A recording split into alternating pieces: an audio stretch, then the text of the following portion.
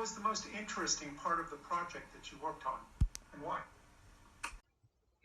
That's a really good question. The most interesting part of the project for me personally was dealing with all the data sets in the NFL. I never realized how many statistics were in football, especially given my lack of experience in football. So it was really fun converting that into our database and then pulling that back into our UI and fiddling with it, making clusters, displaying it in different interesting ways. Uh, yeah, I never did that even in any of the classes leading up to this course, so it was a lot of fun.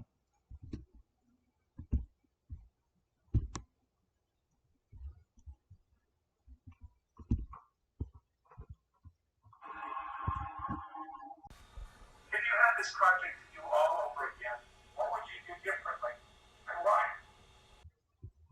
That's another good question. I think realistically, the best thing I could have done was time management.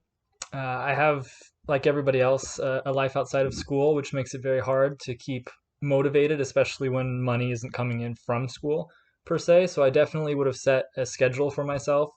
So rather than loading up on the back end of a sprint, I could have I guess, a more fluid week, if that makes sense, with little bits here and there. As for a technical change, I definitely would have researched the languages we were using and the frameworks we were using a bit more before getting started. For example, I had zero experience in Python, zero experience in React, zero experience in MySQL, which is everything that we used. So instead of trial and error with the actual project, it would have been easier to research it first and then go into the project itself.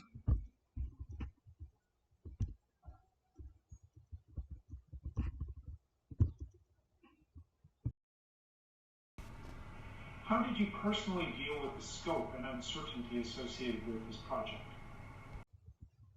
Another good question. Uh, in our case, we had a lot more uncertainty than I would think other groups had because in our first semester we had a sponsor that dropped out. And so the scope of our project entirely changed, and we had to do an entirely new plan in addition to all of the weekly work.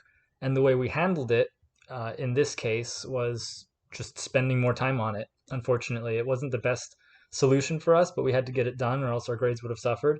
So our team got together and did various video conferencing, planned for multiple hours at a time, and then jumped in as best as we could with any confusion or questions. We tried our best to accommodate and really just keeping a positive attitude with the team so that we don't get frustrated is how we dealt with it.